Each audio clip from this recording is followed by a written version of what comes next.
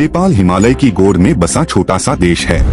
दुनिया इसे शांति और सौंदर्य के लिए जानती है, लेकिन इसके राजनीतिक इतिहास में शांति नाम की कोई चीज नहीं। सालों से ये देश संघर्षों, विद्रोहों और रहस्यों से जूझ रहा है। और 2025 में यहाँ की जेन जी पीढ़ी ने ऐसा विस्फोट किया जिसने पूरी व्यवस्था हिला दी। मंत्रियों को सड़कों पर घसीटा गया, नेताओं के घर जलाए गए और सत्ता की नींद तक हिल गई। क्या यह सिर्फ युवाओं का गुस्सा था या फिर कोई गहरी साजिश? आइए जानते हैं।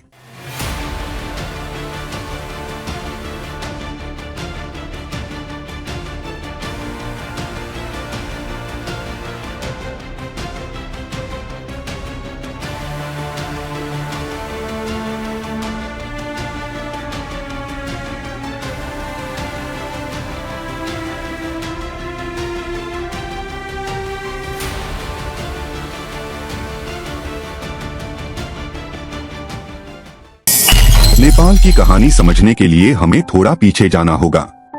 1947 में भारत की आजादी ने नेपाल को भी प्रभावित किया। राणा शासन के खिलाफ आवाजें उठीं और राजा त्रिभुवन ने लोकतंत्र की नींव रखी। 1951 में बहुदलीय लोकतंत्र की शुरुआत हुई, लेकिन यह लोकतंत्र कमजोर था। 1960 में राजा महेंद्र ने संसद भंग कर दी और फिर 30 साल तक पंचायती शासन चला। जनता ने संघर्ष किया और आखिरकार 1990 में पहला जन आंदोलन हुआ। सड़कों पर लहर उमड़ी, बहुदलीय लोकतंत्र वापस आया, लेकिन यह शुरुआत भर थी। नेपाल की उथल पुथल अभी खत्म नहीं हुई थी। लोकतंत्र लौटा तो सही, लेकिन स्थिरता नहीं आई। 1996 से माओवादी विद्रोह शुरू हुआ और देश गृहयुद्ध की आग में जलने लगा। इसी बीच 1 जून 2001 को हुआ वो हादसा जिसने पूरे राष्ट्र की आत्मा को हिला दिया।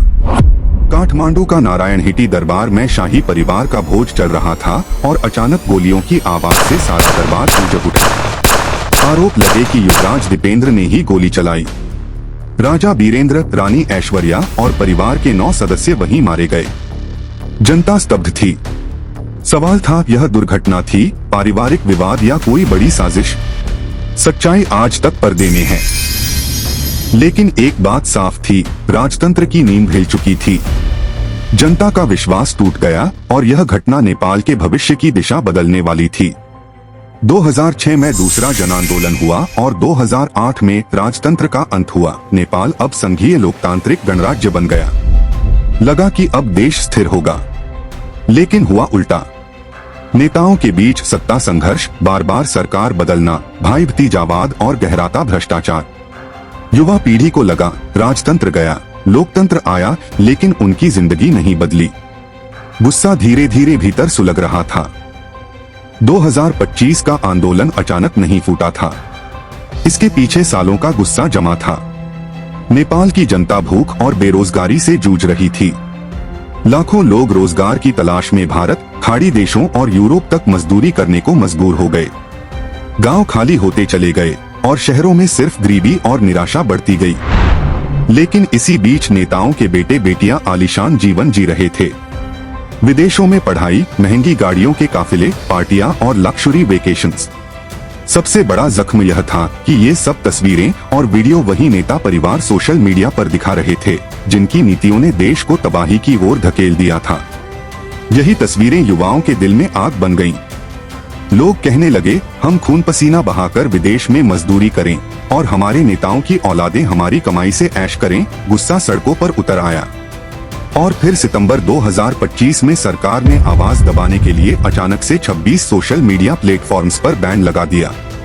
सरकार का कहना था कि सोशल मीडिया पर फेक न्यूज, विदेशी प्रोपेगेंडा और सरकार विरोधी भड़काऊ कंटेंट फैलाया जा रहा है। उन्हें डर था कि इससे राष्ट्र की सुरक्षा और स्थिरता खतरे में है। कुछ रिपोर्ट्स में यह भी कहा गया कि युवाओं का गुस्सा और मीम कल्चर नेताओं का मजाक उड़ा रहा था, जिससे सत्ता बुरी तरह असुरक्षित महसूस कर रही थी।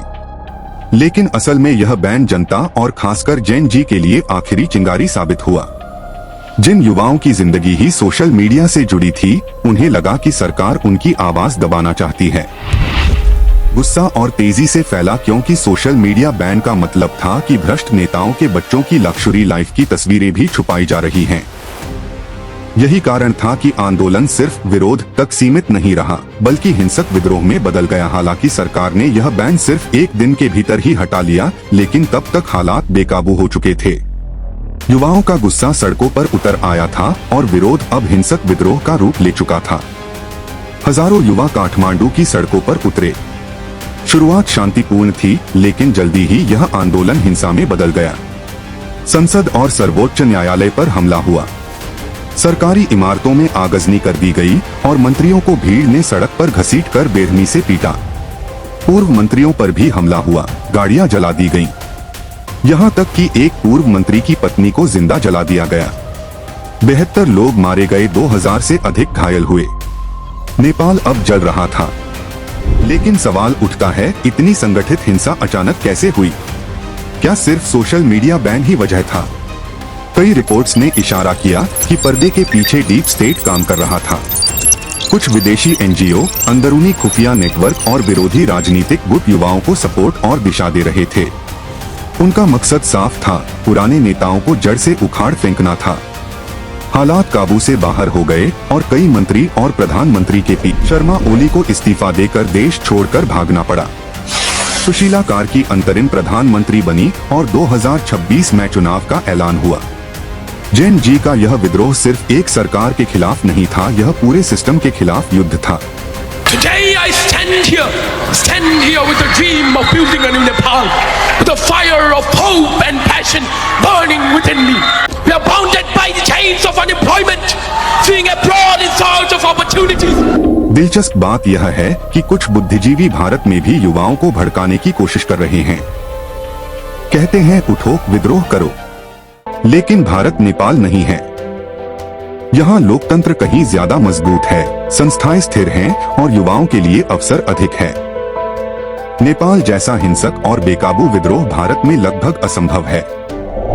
नेपाल का इतिहास हमें यही सिखाता है, यहाँ सत्ता बदलती रहती है, लेकिन स्थिरता अब भी दूर है। आज जैन जी सड़कों पर है, उन्होंने पुरानी व्यवस्था को चुनौती दे दी है। लेकिन अब बड़ा सवाल यही है, क्या इस नई पीढ़ी को सच में इतना समझ है कि एक देश कैसे चलाया जाता है?